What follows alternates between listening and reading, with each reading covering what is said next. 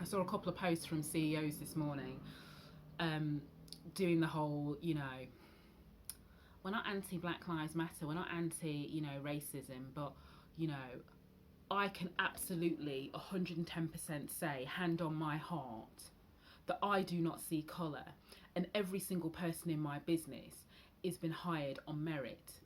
Now, they have all white businesses. What they've also said, I promise you, I have saved one, because it's the comments that get me. It's just because it just attracts everybody. It's like, yeah, you tell them, John. There's a whole lot of that going on.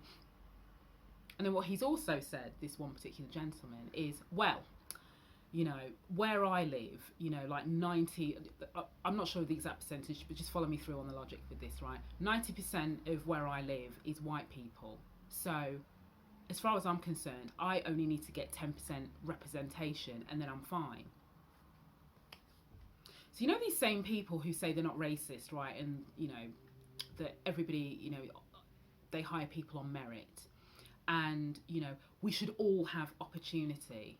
If you truly believe that, why is, and this is like a separate question, I'm not going to do a whole video on this because I want to explore this in this context.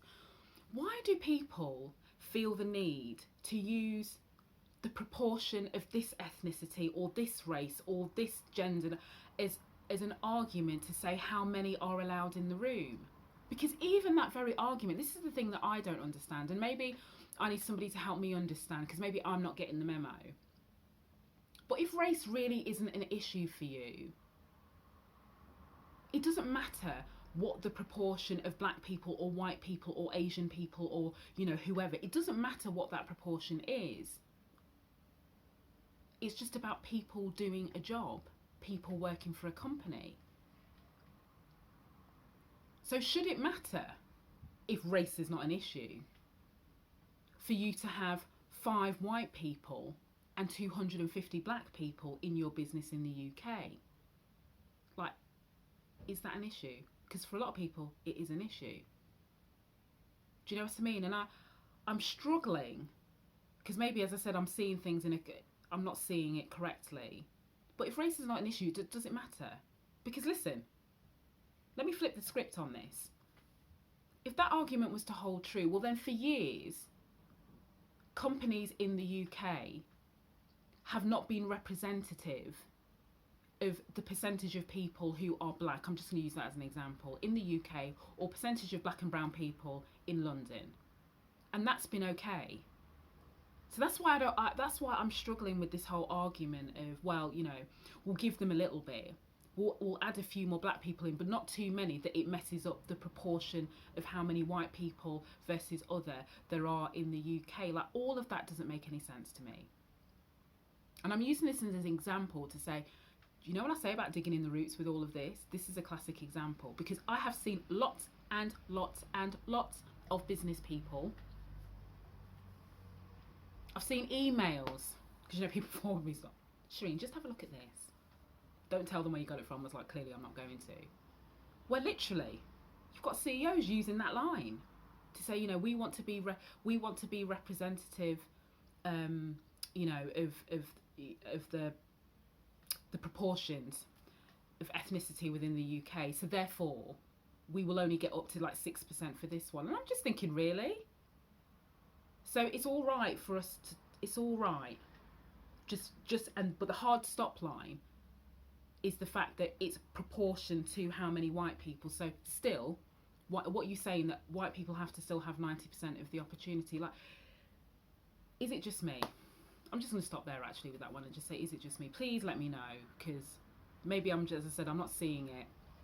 I just don't understand that argument coming from the same people who want to claim that they're not racist, or the same people that want to claim that, their lives are not privileged. So this whole thing about white privilege, and the same people who want to claim that white supremacy doesn't exist, because they're saying, well, their argument is, I did not place myself and my parents and my grandparents in a position of superiority above other races. That's not my fault. So why should you expect me to do anything differently? Because that's not my fault.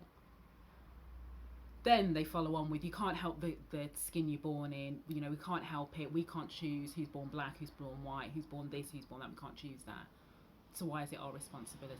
These are CEOs of businesses, CEOs, folks. So, you know, when people say like, oh, it's only like, you know, uneducated people, whatever that means, it's uneducated people, it's like people in the lower classes, you know, all of that BS that are racist and. I'm like, listen, did you not see, for those of you connecting me on LinkedIn, the sportswear company, who I will not name. I'm a bit like Wendy Williams. I need to start putting like allegedly before someone tries to sue me for saying stuff. But listen, it's out there. Where the HR director said in a conversation last year, and other people heard her say this. So let's just be clear on this. And she said, oh, all this conversation about racism is just noise. Right? And then she or the company has hired a high profile individual to lead up their diversity and inclusion. You can go and look it up. Who like wins awards, you know, for the work that he does. And I'm thinking to myself, what she's basically said is, as a business, they don't care actually about making meaningful change in diversity and inclusion, if we must wrap it under that just for a minute. They just want to look good. Now, that might not be the case, but that's how it looks when you've got a HR director. So in the same way that people want to say, Shereen, it can't be CEOs, you're lying when it comes to them being HR people. I'm going, no, I'm not. I am not. There are plenty of people out there who can tell stories of HR people. Like that's almost like another video in itself. You know, not the ones that are genuinely committed to making change that I talked about in my video yesterday. There's a whole different kettle of fish. And again, for anybody who thinks, oh yeah, but she's just thinking, no, listen. People whisper in my ear, and they whisper via messages, screenshots, emails, and because they know I'm not going to out and say anything. That's not what I do. But the reason why they share that with me is they want to say, Shereen, I want you to use this as an example, because people think this doesn't happen. You know, I have a message from somebody who said their HR director, point blank, refused to engage in a conversation about what the company. It's not even. They didn't even put hashtag Black Lives Matter. Just to be clear, they said, look, what are we going to do? Like, what's our stance? What's our response? What are we going to do?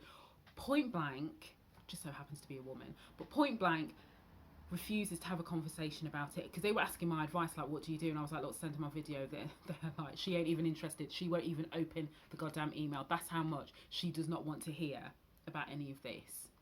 Gatekeepers. So this is all of the stuff, because, you know, like every so often I feel like I do need to give people a bit of a reality check.